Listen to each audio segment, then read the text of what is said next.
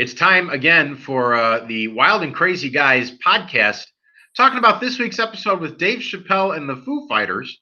Of course, the Foo Fighters, one of our favorite David Letterman references. Whenever he had the Foo Fighters on his show, he would remind people that they fight foo. They fight foo. That's what they do. I mean, the name says it all. They fight foo. That's their claim to fame. They fight foo. Yep. And I have a question about Dave Grohl on the second song, but we'll get there. Yeah, that's definitely something I want to lean into a little bit. A couple notes ahead of time. This was Dave Chappelle's second hosting stint. His first came very famously, or infamously maybe, 4 years ago, right after the election.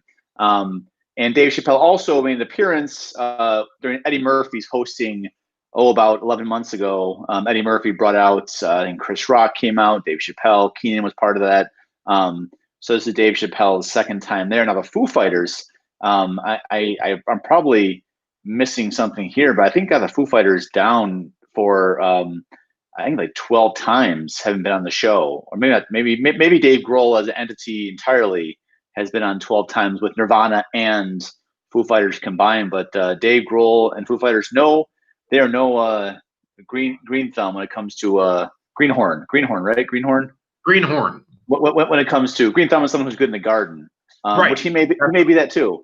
But Foo Fighters have been on SNL many times before, and I think they did a fantastic job. But we'll get to that later.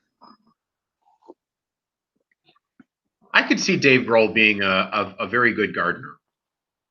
I think so too. I mean, listening to him talk about stuff, he's a pretty fascinating guy. He's very intelligent. I was kind of not surprised, but maybe it wouldn't have surprised me had he been a host at some point in time on the show. He's that kind of personality who is very easygoing, very articulate, very well versed in many things. So I remember years ago the Foo Fighters being in a sketch. So yeah, he's pretty good. Seems like a pretty good, pretty versatile guy.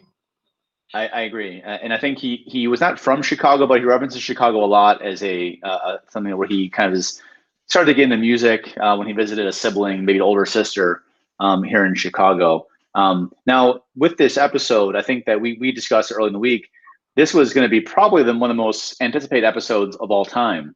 For the reasons, obviously, the election being the big story, also throwing in Dave Chappelle again, and the way the election kind of dramatically stretched out all week.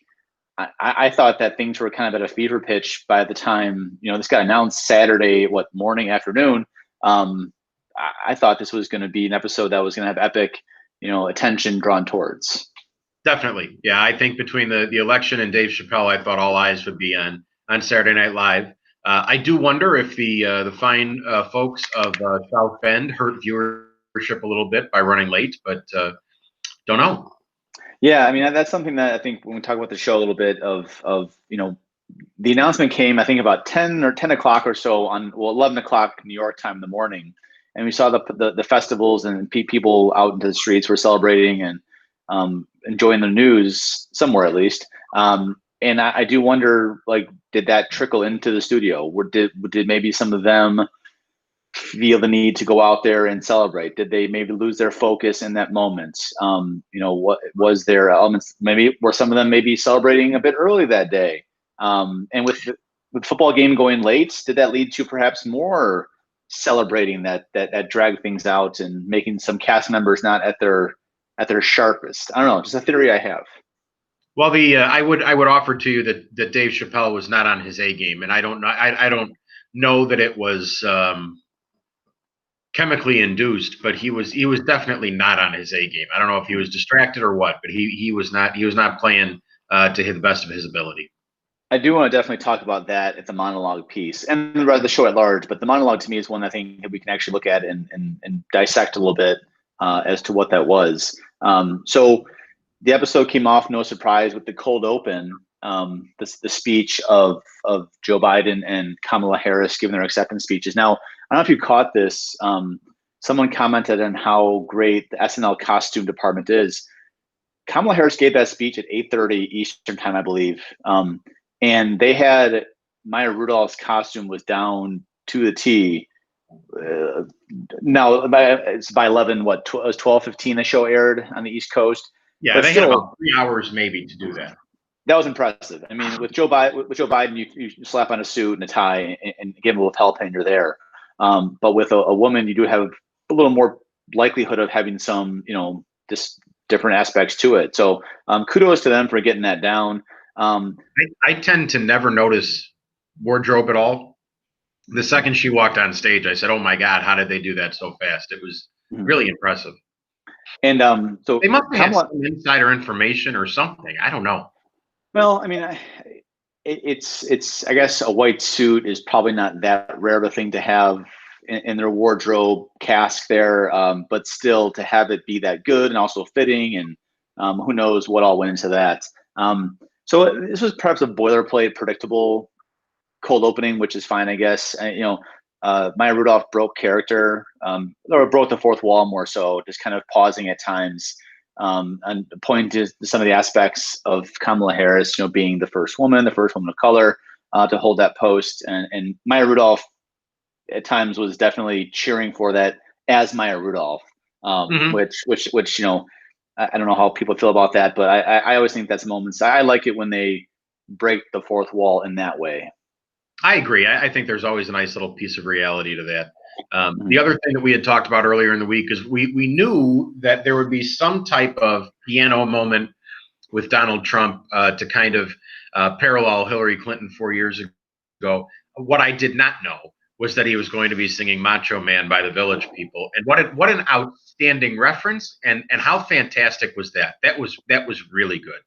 And it was short too. Like they obviously could have gone a lot into it, but they played it short and sweet, just the chorus of Macho Man. To me, it checked the boxes of they made a nod to that, the piano playing. They played a song that's very just like idiotic, but played at his rallies. And it was what, maybe 30 seconds max of that happening. Yeah. I thought that was a good use of that space. Very well done. So then we come back to Harris and Biden giving their wrap up to the speech, and then Jim Carrey kind of giving what we've always been saying, is that he basically went full on Ace Ventura with the loser thing there, full on Ace Ventura. Really kind of maybe that was not a nod to people noticing that, but it was definitely the worlds colliding with Jim Carrey playing Joe Biden and playing Ace Ventura at the same time. I was interested because if you watch it, the audience doesn't react exactly as I would expect they would react. I wonder if some of them didn't. I don't know if they haven't seen Ace Ventura. I don't know, but I mean, obviously, immediately I said, "Oh, okay, that's an Ace Ventura reference." The audience took a second to kind of figure that out. Yeah, I mean, we got to remember how old we are, I guess, and how maybe the fan base of that show is more so people who are in their youth. But even so, I mean, it's kind of an iconic role, but still a little bit of surprise there. Now that he is President-elect Biden, it's time for the Stamps.com trivia contest. Take all your postage needs at Stamps.com. Use comment code Wild and Crazy Guys for 0% off of anything. And with now Joe Biden seemingly on a pathway to become the president, the trivia question is: who are the five people to have played Joe Biden? Do you want any clues with this, or do you want to go for it right away and see if you need clues? It's been 5 people have played Joe Biden on the history of the show.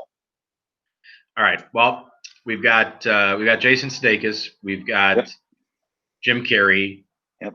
We've got Woody Harrelson. Mm-hmm.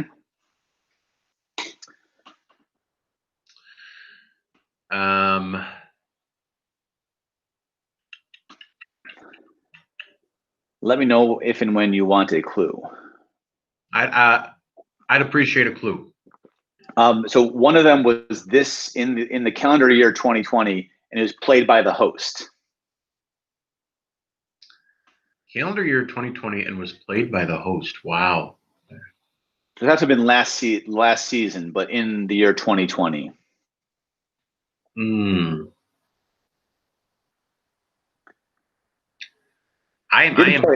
didn't play well quite that much. I am blanking.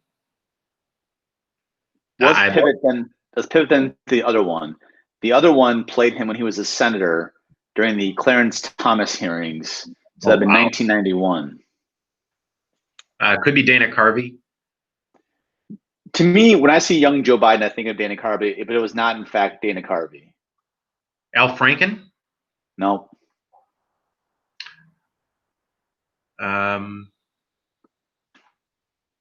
Phil Hartman makes sense. No, I'm gonna interject there, and I'm gonna pull this picture up there. It's oh wow, Kevin Nealon. Kevin Nealon playing Senator Joe Biden, and the other one was John Mulaney, was host this past year, played him not very well. I did not remember that. It was a very brief piece. He had like the South Carolina sash on him, kind of thing, and it was it was in the midst of like a big like debate one. So they would have had like Fred Armisen as Bloomberg and all the whole cast of characters there. So it probably got mixed in. But thanks for playing the Stamps.com trivia contest. I got last week. I got carried away. It's okay. You can't win them all, as they say. We next have our monologue, which was, of course, Dave Chappelle doing his thing. And, I read all about this monologue after the fact. And one thing that became clear, I think it was lost on me, was his tone was confusing, but I think also he was trying to blend optimism and cynicism at the same time. And it lost me at points. He had some nice gems in there, but I don't think he struck the right chord. I think he was trying to overlap things, and it didn't go super smooth. I was surprised by how many articles I read about it that were really very complimentary. I'm not saying that it was horrible, but I certainly didn't have the love for it that a lot of the members of the press and the media did. I think his perspective, and he was trying to make it, remind people that, like, he told the story about his great grandfather, I believe, and how, it was a story of how far they'd come, but also how far they have to go. Now, one thing I thought was interesting at one point, I've never seen Dave Chappelle get frustrated on stage. And at one point he said, "Lauren, is this a comedy show?" Kind of like yelling at the audience to be like, lighten up, people. This goes back to the Bill Burr thing. Like, this year they are doing different people sitting in the audience and in the front rows. Like, is that part of it? Is the people that are going to these are not maybe NSNL like fans, or are they more just like people who are doing this because of the mystique of it? Because it seems like now Bill Burr and Dave Chappelle's, perhaps the monologue was off base or out of touch, but I agree with them to a point of like, these people have to know this is a comedian telling jokes. I wonder how much of it, obviously not a lot of stand up is going on right now because of coronavirus, but I wonder how much of this is going to last, because a lot of Dave Chappelle's humor, a lot of the words he uses are things that certainly we wouldn't use, we wouldn't say, we wouldn't be associated with. And I think that in some ways comedy might be changing, because I think a lot of people may just be uncomfortable to laugh at things. There may just be a level of discomfort that's never been there before. Mm-hmm. Well, this kind of then segues into anything else for the monologue to say? No. That kind of pivots in. Okay, this was odd. So they went to commercial right after the monologue and came back, and Dave Chappelle was still on stage. He was still wearing his suit and his shirt, seemingly having gone nowhere. I still think it was live. I don't think any of the show was disrupted, was it? Like, there was no like continuity loss of the show with a time delay. No. So then we're led to believe he stayed on stage, or roughly the whole time, and he introduces some sketch in a very clumsy way. I thought I was very confused why they did that, or why they felt the need. Was he trying to like dig into that concept of cancel culture and trying to like hit that point home again? I didn't get why they came back to him introducing the sketch. I think it goes back to the monologue where he had a lot of very serious points, and he was trying to make serious points while under the guise of a joke. And that's kind of how it started this sketch. I really thought there were some very good moments. There were also some moments that I said, I truly don't know what's going on here. So let's kind of suss into that. I guess 24 minutes was the monologue, cold open combined. So kind of long. Maybe we were expecting that to some degree. So we come to an office building, and in this office building, Alec Baldwin was playing the main guy for, again, we don't see him in many sketches. even though he is Trump, we don't see him in any sketches. That was kind of to me, a first clue of like, what's going on here? Something seems to be off here. Yeah, I was surprised to see it. Well, it was him and Maya Rudolph were the two kind of main players to begin the sketch. So Maya Rudolph played Aunt Jemima, and when she opened that up, it got a huge pop out of the audience, and she almost broke herself. But like to her credit, and how I've alluded to in the past, like she is so good at, like, she's clearly gonna break and able to just to like bring it back down. I think she's so good at that. And I think the sketch right there, like the entire sketch, was told and was funniest simply by Maya Rudolph saying, "But I'm Aunt Jemima." Yeah. The first two lines of the sketch was the high point. Now, Keenan was just out of control in this thing. He was A+ too, so he added to it. But what took place afterwards with Pete Davidson and Dave Chappelle, I just had to throw my hands up and say, I don't know what this is. So before we get to that part, I texted you. I think you gone to sleep at that point. But like, I texted, why wasn't Ego Wodum or Punky Johnson playing Aunt Jemima? Maybe because Maya Rudolph isn't that good. But then Uncle Ben comes on, and Keenan. I mean, I don't know what the proper analogy, how our fan base, how old they are. I mean, this is to me is like, I don't know, like regular season Clayton Kershaw. This is like mid 2000s Pedro Martinez, late 90s Randy Johnson, early 90s Greg Maddux. I don't know who you want to say, but this was Keenan was throwing 100 miles an hour in the 8th inning and showing no signs of slowing down. This was quintessential perfect Keenan. Yeah, it really was. That was perfect casting. I don't know why Maya Rudolph was there. I don't know why Alec Baldwin was there, but I'm sure glad Keenan was. So then Dave Chappelle, and those two obviously are fictitious characters, or at least somewhat fictitious. And then Dave Chappelle comes out playing Dennis Haysbert, aka well, a lot of guys. He was, of course, the president in 24. He's the voice of the Allstate commercial. He's also Pedro Serrano. Is it Pedro Serrano from? He is indeed Pedro Serrano. From Major League. And then I got in this conversation. Form. Jobu. It gets.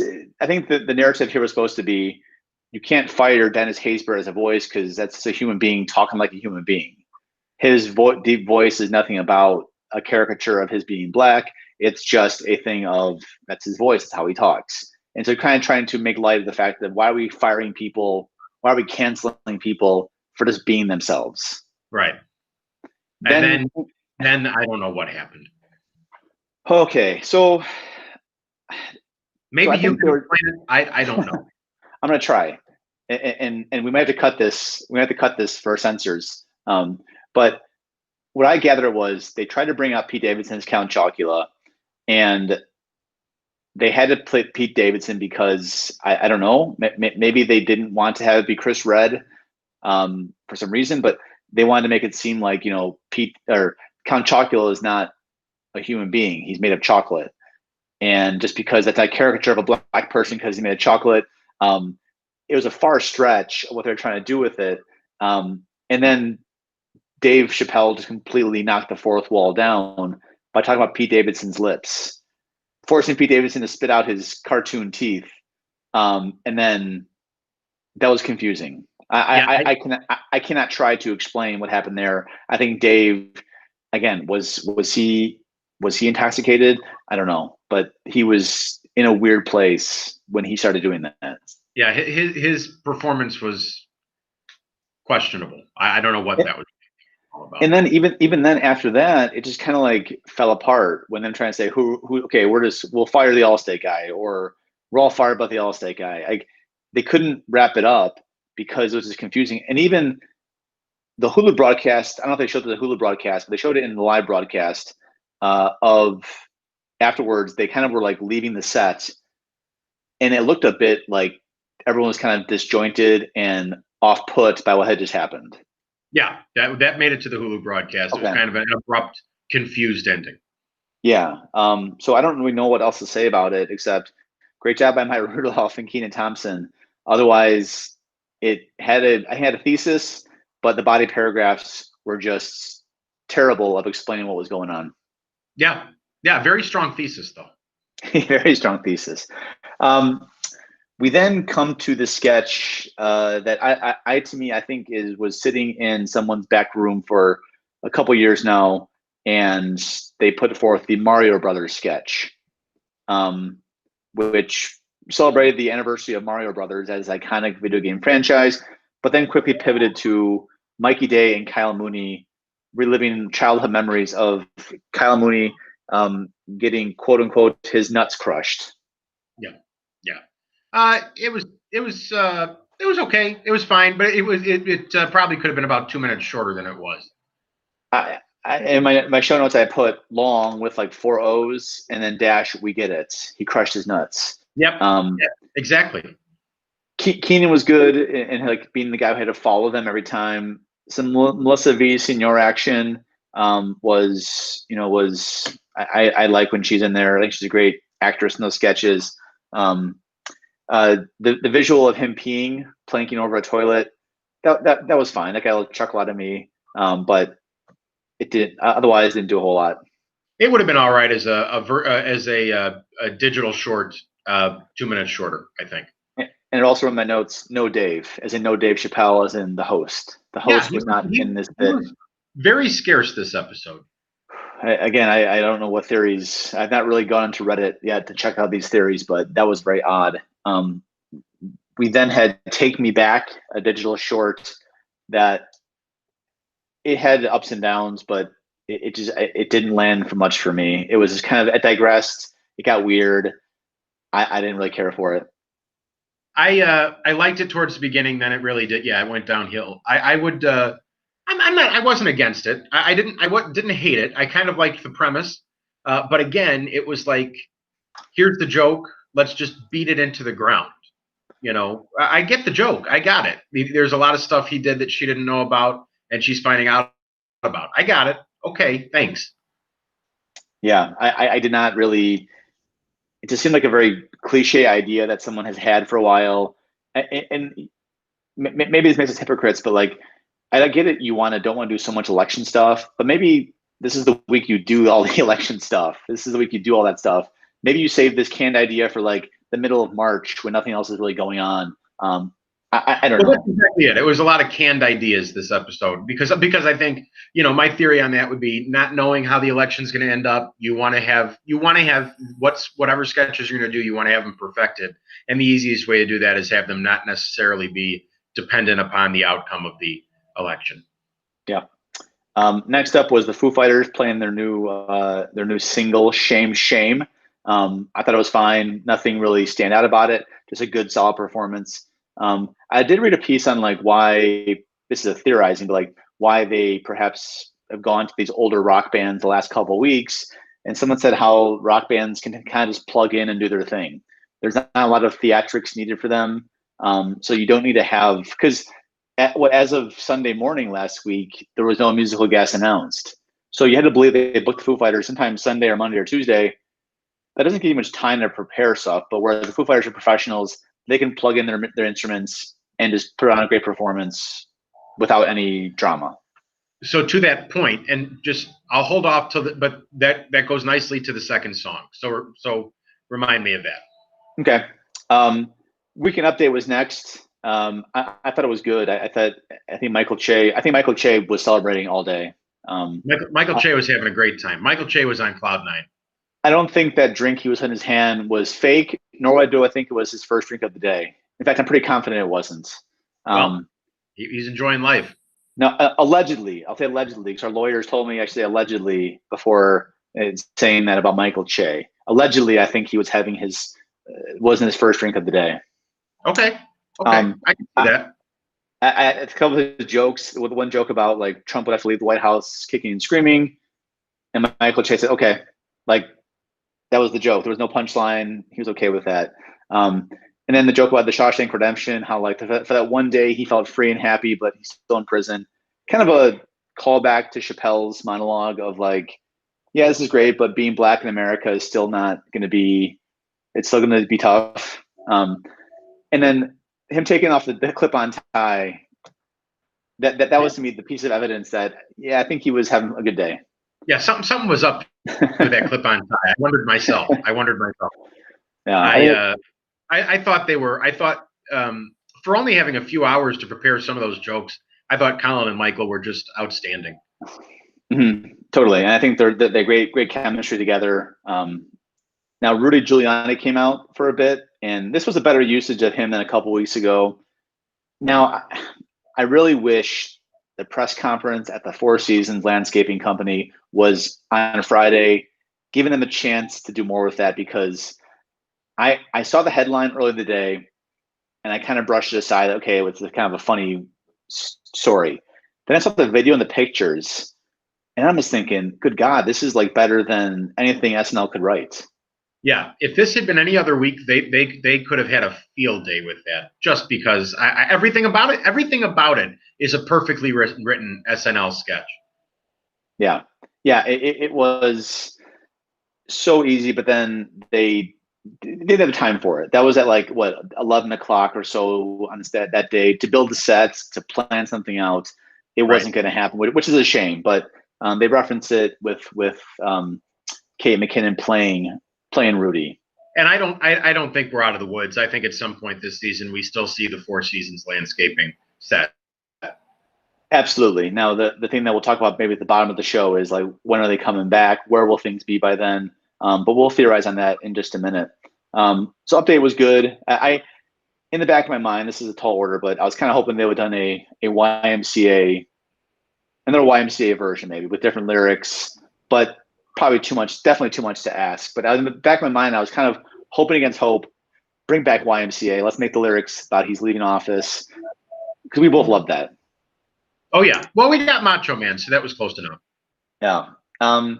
Next up, we have the news story about a hailstorm in I forget, was it Maine or was it New Hampshire? Somewhere in New England, I believe. Northeast, yeah. And Keenan and Kate McKinnon struck up a love affair in the midst of this hailstorm. This sketch was fine. It was, to me, it was just the thesis. What this one was: let's let Keenan and Kate cook. Everyone else get out of the way. And it worked. It worked. It was simple and it was funny. And Keenan and Kate are an excellent. The only person I've ever seen Keenan play better off of was Leslie Jones. Otherwise, Keenan and Kate, just let him go. For sure. Now, this is a sketch too, where like, how long has this been sitting in the back shelf that they just dusted off? Using it this week to me was an odd choice, but it was a fine sketch. It was a good, just bland SNL sketch with good actors performing. So it was fine to me. Just an odd week to do this sketch. And again, I put in my show notes, where's Dave? No Dave Chappelle. Yeah. I was wondering if in that sketch Dave was supposed to be playing the role that Keenan played. I was wondering about that while I was watching it. I was wondering if maybe Keenan jumped in last minute for some reason.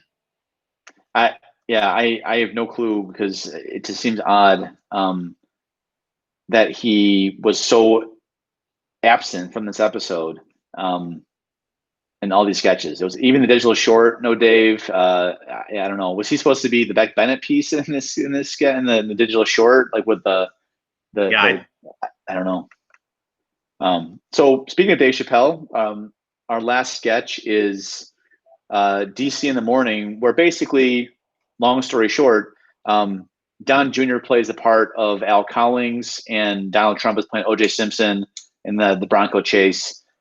I mean, look, you and I came of age during the O.J. trial. It's something that is very, that whole story is very, we both like following that story, and anything related to that story is a winner. I thought this was just flat out lazy. It was a lazy sketch, and I think that people of our age would appreciate what it was, but I didn't find it particularly funny. I liked the reference. I said, "Oh, okay, that's clever," but it wasn't funny. It was just, it was lazy. The only time I thought, "Okay, I'm glad they were paying attention," was when Don Jr. said, "You know who this is, damn it," because I was waiting for that. But otherwise, but if the people didn't get the Ace Ventura reference, would they've gotten that reference? Right, exactly. I don't think they would have. They would have probably noticed the white Bronco. They would have put that together. But references like, a muddled voiced Donald Trump in the back seat, Don Jr. being the driver, they wouldn't have picked up on that. Yeah, and Donald, as you know, was asking for a hamburger, whereas OJ was asking for orange juice. Yeah. And Dave in this sketch he seemed off too. I know like they're acting and they're playing like, but he was looking into like, he wasn't looking at the proper camera, wasn't looking at the right spots. He wasn't really interacting with I think the fellow co-anchor was Heidi Gardner? Yeah, I think it might have been.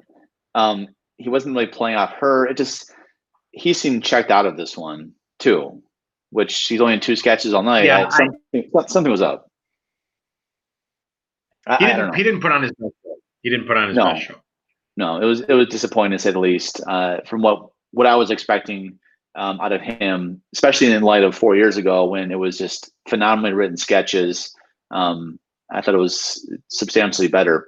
I think one day we're going to get to the bottom of this. I think one day some stories are going to come out about this episode because something wasn't right. And I've been looking it up, and there's nothing. Everything about the story harps on his monologue. They don't talk about the rest of the show when he was pretty much absent. So the show closed out with Foo Fighters playing "Times Like This," which is one of their standard songs they play. No, not times. Yeah, "Times Like This." Yeah. One of their standards, and Dave Chappelle came out. No, Dave Grohl came out singing it was a cappella or with maybe a soft little something in the background, and then they went full rock and roll into it. But a great song, great performance, and timely. What I would offer is if you watch Dave Grohl during the kind of a cappella part of that, he clearly appears to be using a teleprompter. He's looking down to lyrics and he's mouthing them to himself before he sings them, which I was stunned by because this is one of their signature songs. They know it well. So kind of going back to what you said earlier, not a lot of preparation necessary for rock and roll bands. But I think also sometimes I forget, if he hasn't performed in 8 or 9 months, even though he's sung this song a million times, he could forget the words. But I would offer to you to go back and watch that because it very much looks to me like he's using a teleprompter and having to remember the lyrics. I did notice that at one point him looking down, like reading off something. I noticed it once. I didn't see it often, but I wasn't looking for it. But I definitely caught something like that once and thought, like, was there maybe some new lyrics to this to incorporate to tie into what's happening?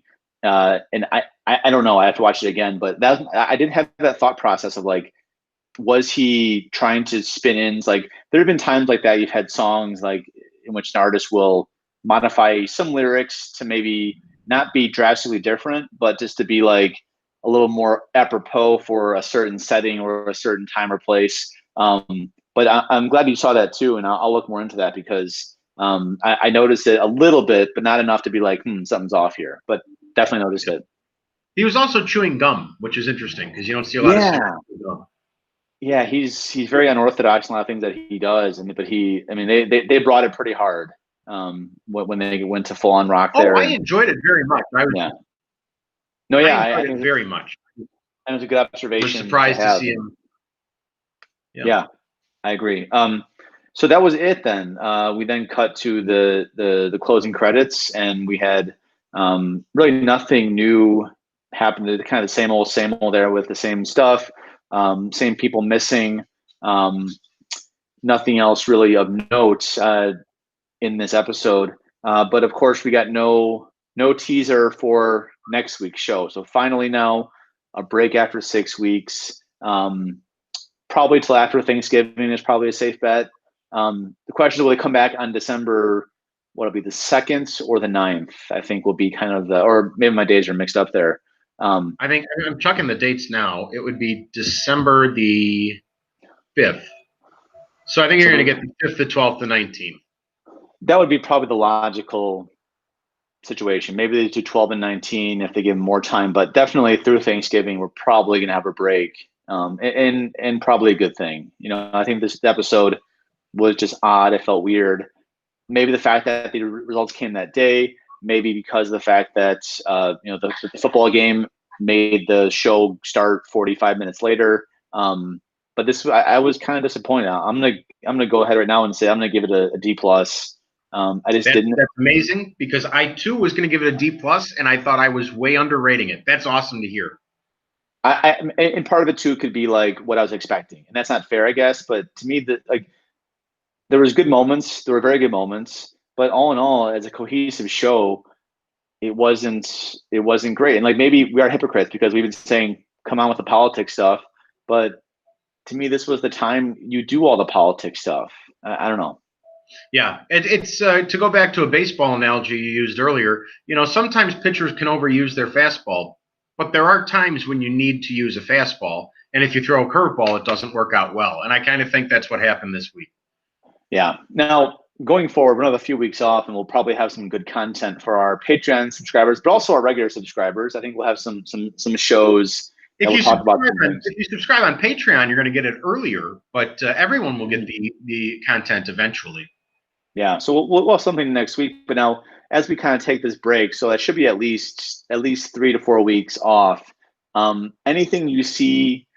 Any shakeups? Any theories? Predictions for when we come back? I still maintain at some point we're going to see Taylor Swift pull double duty, and it could very well be that Christmas episode. I think she's done a Christmas episode before, but it could be that episode right before Christmas.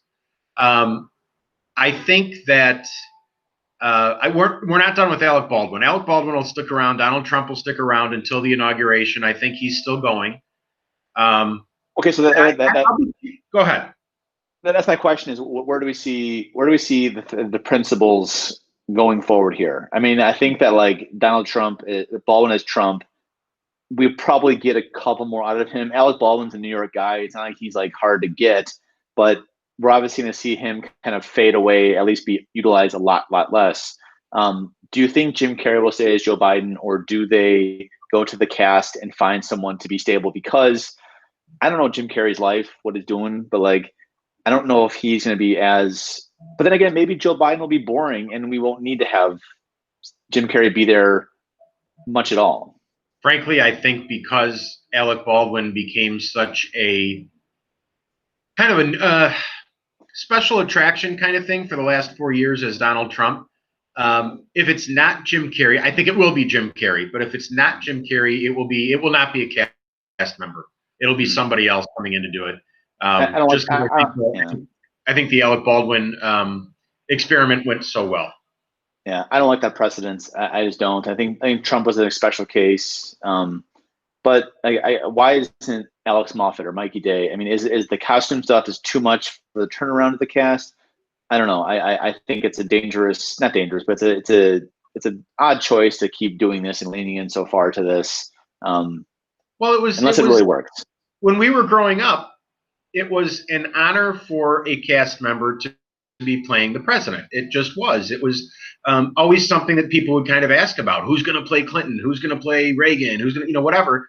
And it was a major, major push for a lot of those people's careers. The only person I can think of that really played a president that didn't get a lot out of it was probably Jay Farrow with Barack Obama. Otherwise, I think everybody else has really had a nice push in their career by being president. Fred Armisen included. I mean, obviously, Will Ferrell, Phil Hartman goes without saying. So Dana Carvey. So I would like to see it be a cast member. I don't think it's going to be. Yeah, and with like, for example, Bernie Sanders, like Larry David was just too obvious. Like it was too obvious. Had Sanders become president somehow, I don't know if that would be. Maybe they look for somebody else. But like as for Maya Rudolph as Kamala Harris, I mean, look, I don't want to speculate too much, but I think Harris is going to run for president in 2024. Maya Rudolph is a New York person. She's there. Like, I got to believe she's going to stay on as that role. But like at the same time, there's got to be a cast member you can find to play that spot. So I don't know. I think those are things that maybe they can keep doing this and keep having famous or non-cast members play these figures. It just, to me, that's kind of a dangerous precedence unless you can get them week after week. Well, it is a dangerous precedent, but I think that's where they're at. I think that's where they're at. And I think Jim Carrey is probably smart enough to know it's a very easy payday for, an hour of work a week. It can't be that long. You know, you don't have to be at the entire rehearsal. You're not going to be, with the exception of this week, in any other sketches. It would be hard for me to turn that down if I were even somebody of Jim Carrey's stature. What was Jim Carrey in this episode at all after? He was at the Bows this week. He was at the Bows. So was Alec Baldwin this week, actually. What now? Alec Baldwin and Jim Carrey were both there for the Bows this week. Oh, yeah. Jim Carrey's always been there. But Alec Baldwin is almost never there. But that was cool to see. True. No, Jim Carrey was not in any other sketches. Right. So yeah, it's you pop in for your 12, 13-minute thing, and then you can hang around, but you don't need to rehearse a whole lot. The cold open it's not gonna get cut for the dress rehearsal, so you know what's gonna happen. And I think I read somewhere that Alec Baldwin gets paid $5,000 per episode. Yeah. We assume Jim Carrey's making roughly the same. Again, now Jim Carrey money, $5,000 is nothing, but for a total of an hour of work a week and some really good publicity, I'd take it. Yeah. So, okay, you got the Taylor Swift prediction perhaps for coming out. I read recently that the NBA season is coming back right around Christmas. I thought like LeBron James would have been a pick, but now with the NBA season going to have a quick turnaround, I think that window is probably closed on him. I do kind of wonder, no athletes I can think of that would be, their schedule is so congested right now. I think we'll get Tom Hanks. I'm going to predict Tom Hanks, December, maybe the Christmas one. I don't think Sacha Baron Cohen's going to happen. I think we both were kind of leaning heavily on that, but that seems to me like that's kind of maybe a little bit too past, but maybe not. His second movie certainly got a lot of press, but I've yet to talk to anybody who genuinely enjoyed it. So I'm not sure. He may have missed his spot there. And with the release of the movie, how it was, it's like it's gone like that. There's no it's not dragging out part of the national conversation. It got drowned out by a lot of things. So maybe that's not going to happen. But so we're maybe predicting on 2, maybe 3 episodes when we come back. And that'll be, of course, the Christmas episode, which will close out this 2020 year. And of course, we'll be bringing you content. We'll have plenty of content here. We'll have a new show every Monday, regardless of new SNL. Yeah, I know we did from our previous version of this podcast. We did do a political one. Maybe we'll dust off our political thing. We also have the holidays coming up. We also have Thanksgiving coming up. So maybe a Christmas Halloween mashup. Some of that. Holidays, politics, and then could just be general stuff. Yeah, could be anything. I mean, deep delve into a cast member. We could. I mean, there's all sorts of stuff we could do. Yeah, I think the Mount Rushmore conversation will happen at some point too. For who are our Mount Rushmore cast members? Definitely at some point in time we'll discuss that. I look forward to that one too. Yeah. Oh, there it is. Great music. Well, that means it's time. Thanks for tuning in to both of you. We hope you enjoyed it. And say good night, Joe. Good night, Joe.